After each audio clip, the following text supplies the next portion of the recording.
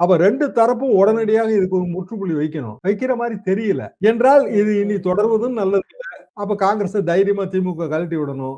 அதுக்கும் அவங்களுக்கு மனசு வரமாட்டேங்குது. மினிஸ்டர் சொன்னா நாங்க ஏங்க ஏத்துக்கிடணும்? முதல்வர் சொல்லட்டும்ன்றாங்க இவங்க. இப்படி இது வந்து ஒரு பெரிய அளவுக்கான குழப்பமாவும் வரும். திமுக தொண்டர்கள் மத்தியிலயும் குழப்பம் வரும். திமுகவோட சிட்டிங் எம்எல்ஏ மத்தியிலயும் குழப்பம் வரும். காங்கிரஸோட சிட்டிங் எம்எல்ஏ மத்தியிலயும் குழப்பம் வரும். காங்கிரஸ் தொண்டர்கள் மத்தியிலயும் குழப்பம் வரும். கேடர்ஸ் ஒரு வேவ் லென்த்ல இருந்தாங்க. இது வந்து பயங்கரமா டிஸ்டர்ப் பண்ணி விட்டுட்டு அப்படின்னு புரிஞ்சுக்கலாமா? அப்படிதான் புரிஞ்சுக்கிடணும். கேடர்ஸ் வந்துங்க திமுக ஆளுங்கட்சி. அந்த கேடர் தான் ஆக்டிவா இருப்பான். டாமினேட் பண்ணுவான். எவ்வளவு மத்த கட்சி எந்த கட்சியா இருந்தாலும் டாமினேட் பண்ணுவான். ஒரு ஊரு காங்கிரஸ் தொண்டர்கள் இருப்பாங்க. திமுகல இருக்கவங்க அங்க டாமினேட் பண்ணுவாங்க. ஆனா காங்கிரஸ் தொண்டர்கள் அவங்க மூலமா வேலை வாங்கிக்குவாங்க. சாதாரண விஏ ஓட்ட வேலை பார்க்கணும். இல்ல ஒரு தாசில்தார் ஆபீஸ்ல ஏதோ ஒரு ரெக்கமெண்டேஷன். அப்படின்னா அந்த காங்கிரஸ்கார திமுக நண்பரை கூட்டிட்டு போய் வேலையை முடிச்சிருவான். 2 பேருக்கு இடையே ஏன்னா ஒரே ஜாதியா தான் இருப்பாங்க மோஸ்ட்லி.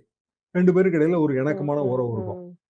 திடீர்னு நீங்க இப்படியான முடிவு எடுத்தீங்கன்னா 2 பேருமே எதிரியா பார்ப்பாங்க.